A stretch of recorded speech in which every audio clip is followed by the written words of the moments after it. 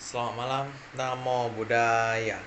Perkenalkan, nama saya William Vanders dengan NPM 2141308. Saya dari kelas 1 BUMJ. Saya adalah mahasiswa dari Universitas Internasional Batam. Hari ini saya akan membuat video tentang kisah hidup Buddha Gautama dan tanggapan dari kedua orang tua saya. Pangeran Siddhartha dilahirkan pada tahun 623 sebelum Masehi di Taman Lumbini. Saat Ratu Mahamaya berdiri memegang dahan pohon sala, pada saat ia lahir, dua arus kecil jatuh dari langit. Yang satu dingin, sedangkan yang lainnya hangat. Arus tersebut membasuh tubuh Siddhartha. Siddhartha lahir dalam keadaan bersih tanpa noda, berdiri tegak dan langsung dapat melangkah ke arah utara, dan tempat yang dipijakinya ditumbuhi bunga teratai. Oleh para pertapa di bawah pimpinan Asita Kaladewala, diramaikan bahwa pangeran kelak akan menjadi seorang cakrawartin atau maharaja dunia, atau akan menjadi seorang Buddha. Hanya pertama Kondana yang dengan tegas meramalkan bahwa pangeran kelak akan menjadi Buddha.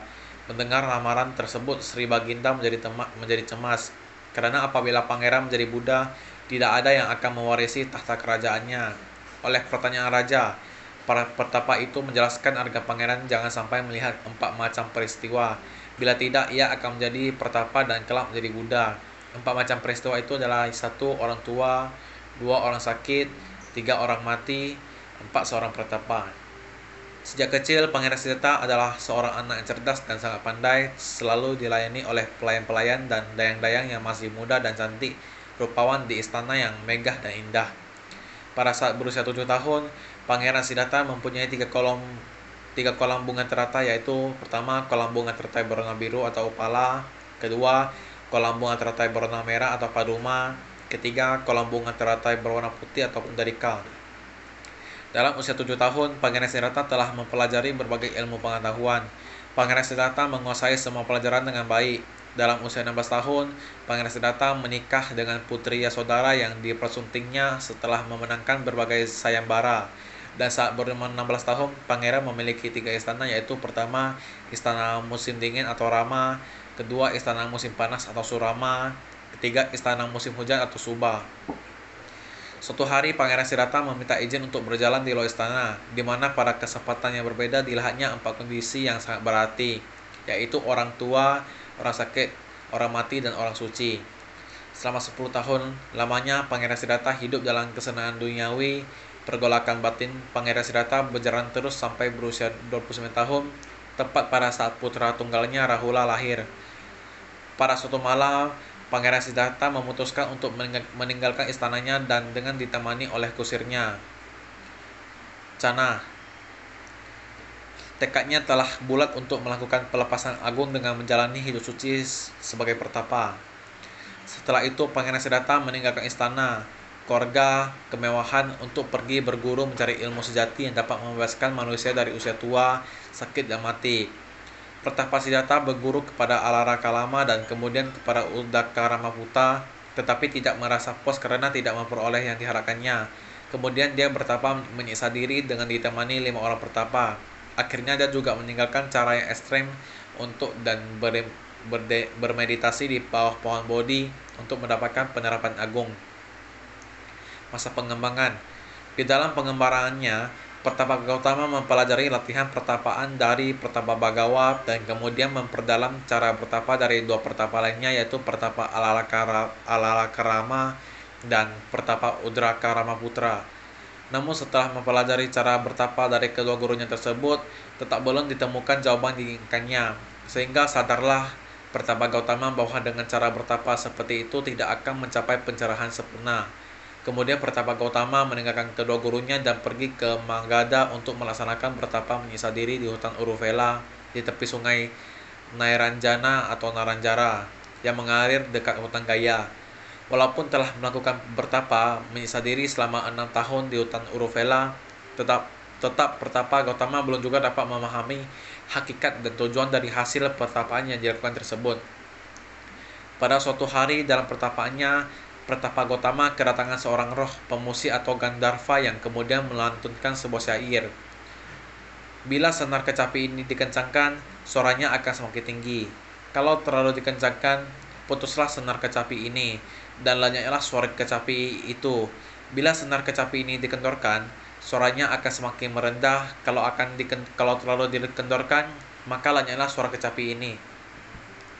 Nasihat tersebut sangat berarti bagi Pertapa Gautama yang akhirnya memutuskan untuk menghentikan tapannya lalu pergi ke sungai untuk mandi. Badannya yang telah tinggal tulang hampir tidak sanggup untuk menopang tubuh Pertapa Gautama. Seorang wanita bernama Sujata memberi Pertapa Gautama semangkuk susu. Badannya dirasakannya sangat lemah dan mau hampir saja merenggut jiwanya.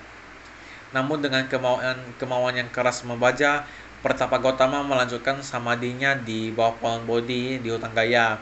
Sambil berprasetya, meskipun darahku mengering, dagingku membusuk, tulang belulang jatuh berserakan, tetapi aku tidak akan meninggalkan tempat ini sampai aku mencapai pencerahan sempurna.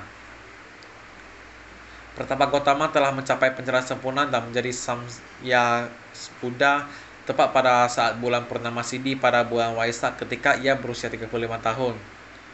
Pada saat mencapai pencerahan sempurna, dari tubuh Siddhartha memancar 6 sinar Buddha dengan warna biru yang berarti bakti, kuning mengandung arti kebijaksanaan dan pengetahuan yang berarti kasih sayang, dan belas kasih putih mengandung arti suci, jingga berarti semangat, dan campuran sinar tersebut penyebaran agama Buddha.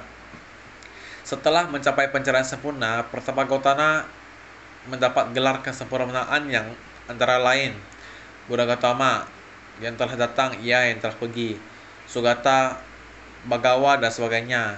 5 pertama yang mendampingi dia di hutan Uruvela merupakan murid pertama Buddha yang mendengarkan khotbah pertama Dhammacakkappavattana Sutta, di mana dia menjelaskan mengenai jalan tengah yang ditemukannya, yaitu 8 ruas jalan kemuliaan, termasuk awal khotbahnya yang menjelaskan 4 kebenaran mulia.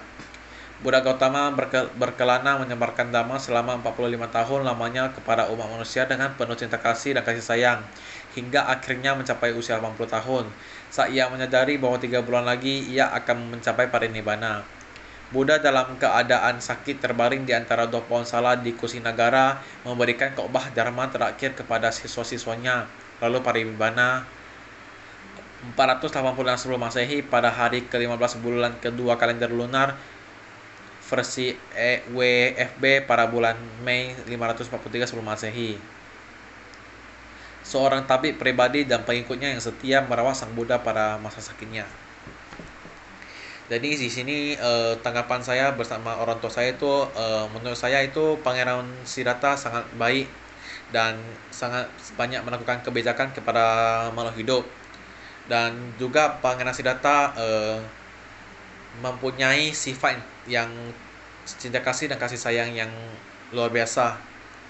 Dan karena hal ini saya dan orang tua saya ini sangat meyakini kepada Pangeran Siddhartha, dan keteladanannya dapat diaplikasikan dalam kehidupan sehari-hari. Sekian, terima kasih. Mohon maaf jika ada kata yang salah. Saya akhiri dengan selamat siang. Namo Buddhaya. Selamat malam. Namo Buddhaya.